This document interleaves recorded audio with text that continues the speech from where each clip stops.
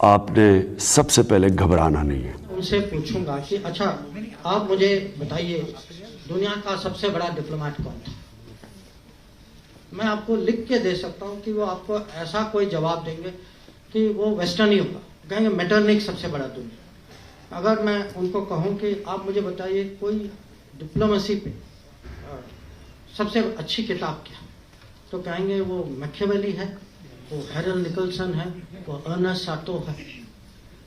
तो मेरा लिखने का कारण ये था, मैं अपने ही लोगों को समझाना चाहता हूँ कि भाई घर में देखो, अगर आप मेरे से पूछेंगे कि इतनी पढ़ाई के बाद आपको क्या लगता कि दुनिया के सबसे बड़े डिप्लोमेट कौन थे, मैं कहूँगा सबसे बड़े डिप्लोमेट एक श्री कृष्ण थे, एक हनुमान जी थे।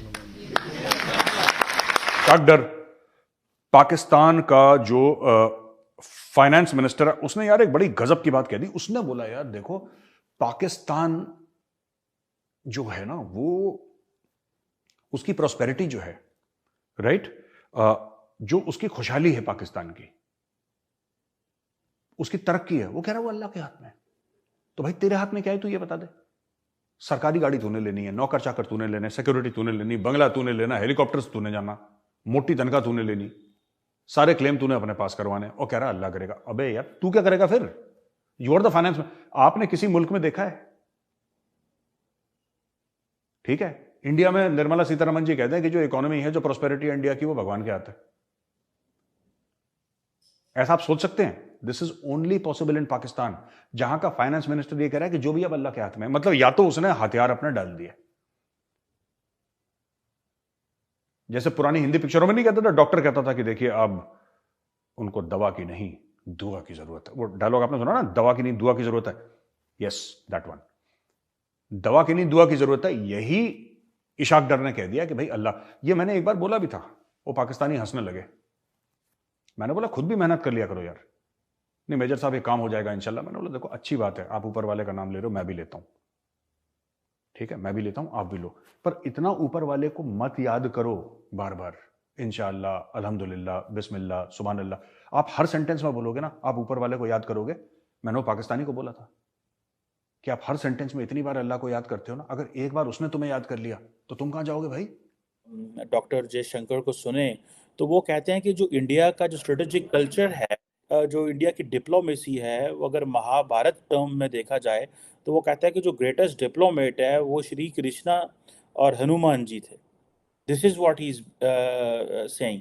एंड देन डॉक्टर जयशंकर को अगर आप आगे सुने तो वो कह रहे हैं कि जो आज आप मल्टीपोलर इंडिया की बात कर रहे हैं तो that used to come from Kurukshetra जो थे उनकी तरफ से आती है। फिर एक फॉर एग्जांपल नॉन अलाइंड थे, कुछ ऐसे लोग भी थे, लॉर्ड्स थे, जो बलारामा और रुक्मा जो थे वो नॉन अलाइंड थे।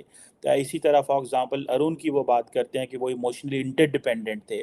और कुछ ऐसे भी थे जैसे फॉर एग्जांपल कृष्णा जो थे वो स्ट्रेटेजिक पेशेंस दिखाते थे और बहुत चीज़ों को फॉरगिव कर देते थे। अब नौ इसी तरह और बहुत सारी चीज़ें हैं कि आजकल क्योंकि दुनिया में रूल्स बेस्ड ऑर्डर की बात हो रही है, तो करण जो थे वो इस तरह की चीज़ें जो है वो कहा करते थे। बहुत सीरियस उत्तर दे रहा हूँ मैं कि अगर आप उनको कूटनीति के परिप्रेक्ष्य से देखें कि किस सिचुएशन में थे, उनको मिशन क्या दिया गया था, किस तरीके से उन्होंने हैंडल किया था।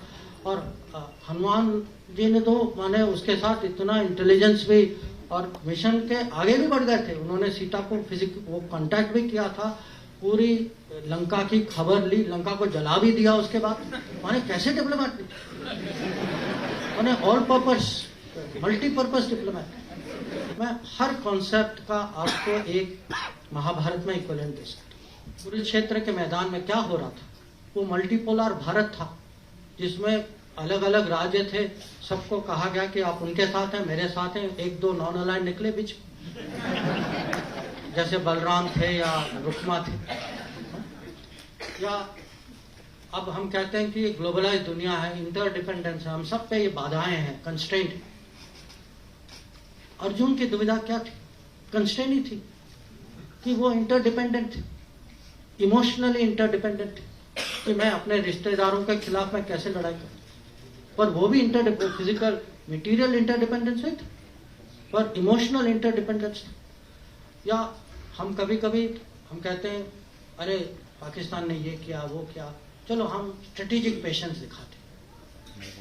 स्ट्रेटेजिक पेशेंस का सबसे अच्छा उदाहरण जो है वो कृष्ण भगवान जिस तरीके से उन्होंने शिशुपाल को हैंडल किया कि 100 बार उन्होंने क्षमा किया, 100 बार, उसके बाद आपको पता उन्होंने क्या किया।